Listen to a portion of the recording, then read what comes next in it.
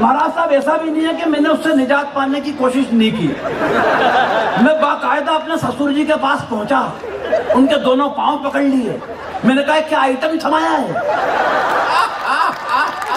जिंदगी दुश्वार करके रख दी, परेशान करके रख दिया, न जीने में न मरने में। भाई साहब मेरी सारी तकलीफ उन्होंने सुनी, फिर मुझे एक कोने में लेके गए और कोने में ले जाने के बाद जो उन्होंने एक पंक्ति बोली, उस पंक्ति को सुनने के बाद मैं अपना सारा दुख, दर्द, तकलीफ, कष्ट, वेदना, यातना सब भूल गया और मुझे उनसे सिंपैथी हो गई। वो मुझे कोने में ले जाके बोला, बेटा मेरी सोच, मेरे पास तो इसकी भी माँ है।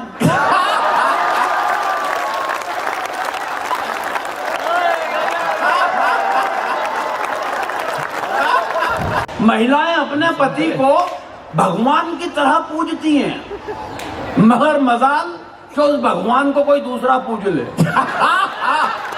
बहुत अच्छे भाई, कितनी दर्द। बहुत अच्छे गोविंद, आरती उतार देती है उसकी।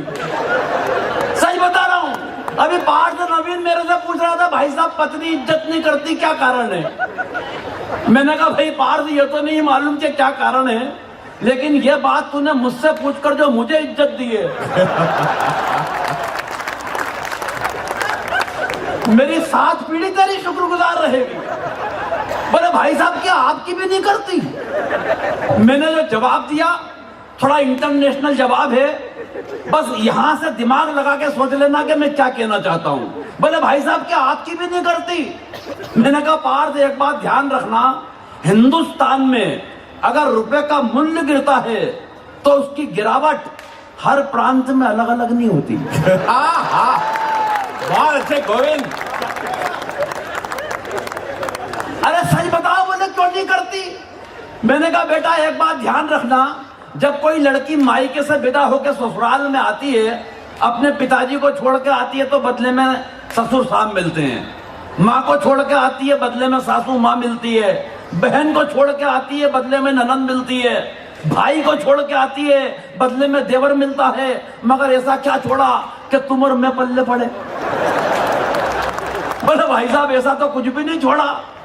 मैंने कहा फिर एक बात समझ ले बेटा कि जो चीज फोकट में मिली है उसकी इज्जत कौन करता है? तालियां कम है आपकी। वाह, मैं तो सच बता रहा हूं भगवान की कसम, जब कोई पति पत्नी की कविताएं यहां से सुनाता है ना शैलेश भैया, इस पे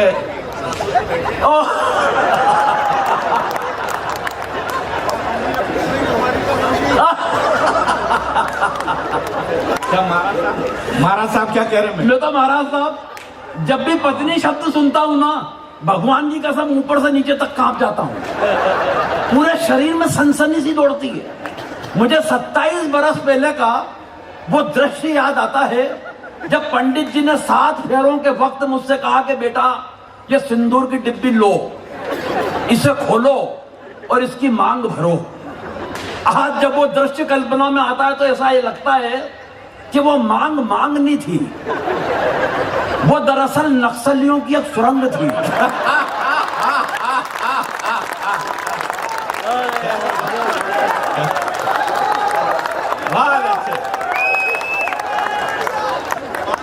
और तालियां तो इस बात पे बजाना कि सुरंग भी वो वाली थी जिसमें मैंने अपने हाथों से बारूद बिछाई है।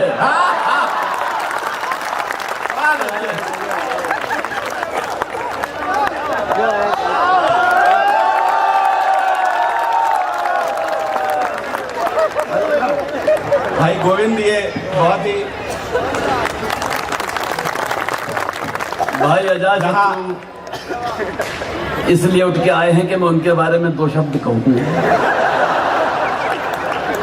लेकिन कमाल कवि है, पूरे देश की यात्रा कर रहे हैं।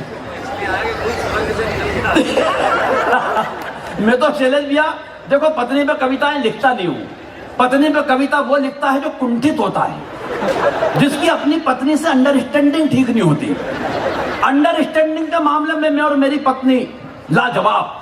27 साल हो गए शादी को, लेकिन 27 साल की शादी की जिंदगी में उसने कभी मुझसे गंवार, मूर्ख, बेवकूफ, नालायक, पाजी, गधा, जाहिल ऐसे किसी शब्द का इस्तेमाल नहीं किया। कारण अंडरस्टैंडिंग इतनी कमाल की है, इतनी कमाल की है कि बस वो नजर भर देखती है और मैं समझ जाता हूँ इनमें से क्या कह रही है। ये पहली बार है जब महाराज साहब इतना खुलकर हंस रहे हैं। मैं किसी सारे कार्यक्रम में मैंने नहीं देखा। ये उनका साहस है साहब। महाराज साहब के लिए जोरदार तालियां बजे यार। और महाराज साहब ऐसा नहीं है, महाराज साहब ऐसा भी नहीं है कि मैंने उससे निजात पाने की कोशिश नहीं की। मैं बाकायदा अपने ससुर जी के पास पहुंचा, उनके दोनों पांव पकड़ लिए। मैंने कहा क्या आइटम थमाया है, जिंदगी दुश्वार करके रख दी, परेशान करके रख दिया, न जीने में न मरने में। भाई साहब मेरी सारी तकलीफ उन्होंने सुनी, फिर मुझे एक कोने में लेके गए और कोने में ले जाने के बाद जो उन्होंने एक पंक्ति बोली, उस पंक्ति को सुनने के बाद मैं अपना सारा दुख, दर्द, तकलीफ, कष्ट, वेदना, यातना सब भूल गया और मुझे उनसे सिंपैथी हो गई। वो मुझे कोने में ले जाके बोला, बेटा मेरी सोच, मेरे पास तो इसकी भी माँ है।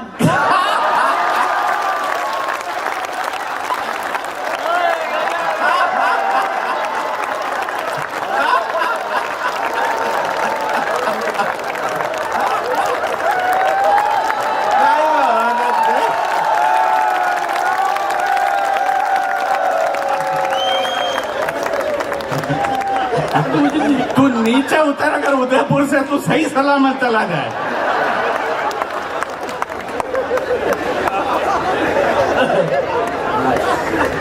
सही बता रहा हूँ साहब। आजाद भाई बात कर रहे थे आतंकवादियों की।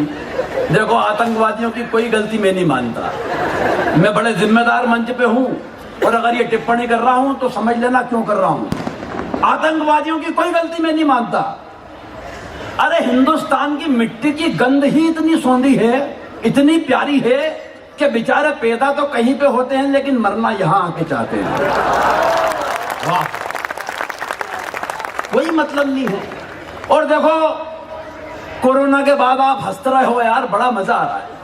सच बता रहा हूं, सरकार ने यह जरूर कहा है कि हमारे बीच 2 हाथ की दूरी होना चाहिए, मगर किसी भी देश की सरकार ने यह नहीं कहा है कि आपके दोनों हाथों के बीच में कोई दूरी होना। वाह वाह, इसलिए उस दूरी को खत्म करो। कोरोना का एक किस्सा भाई साहब मेरे को यह भी याद आ गया कि पत्नी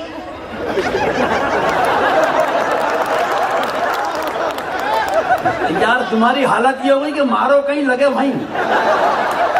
सही बता रहा हूं, मैंने पत्नी को आवाज लगाई, मैंने कहा ये संजय भैया बहुत बारीक बात बता रहा हूं। मैं बिल्कुल बिल्कुल। मैंने कहा ये टेबल पर 2 मास्क पड़े हुए हैं, लाल निशान लगे हुए, इसमें मेरा कौन सा है? पत्नी बोली क्या, सुनो जी, वो जिसके अंदर अंदर लिपस्टिक के निशान नजर आ रहा है वो तो मेरा है।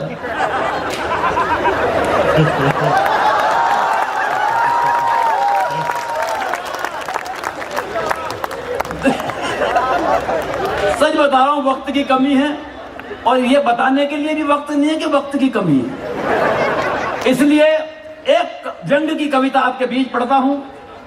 ये सारा किस्सा सारी रात चल सकता है, जंग सुनिए। स्वागत। जंग होता क्या है, बस 1-2 उदाहरण में समझ लीजिए। कई पार्टियों की बातें यहां से की गई।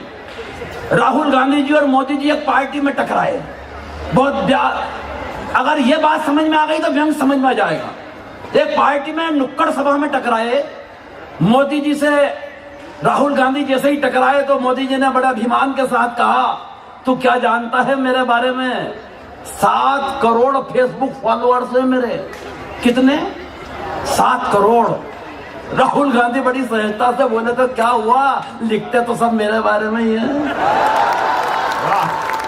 तालियां कम हैं। देखो कई पार्टियां आएंगी, कई चली जाएंगी देश में। ये एक बारात है जिसमें दूसरी पार्टियां शामिल होती है, बस रहेंगी 2। मैं भी इशारा से बताता हूं कौन 2। ये समझ लो 2 बिस्किट हैं।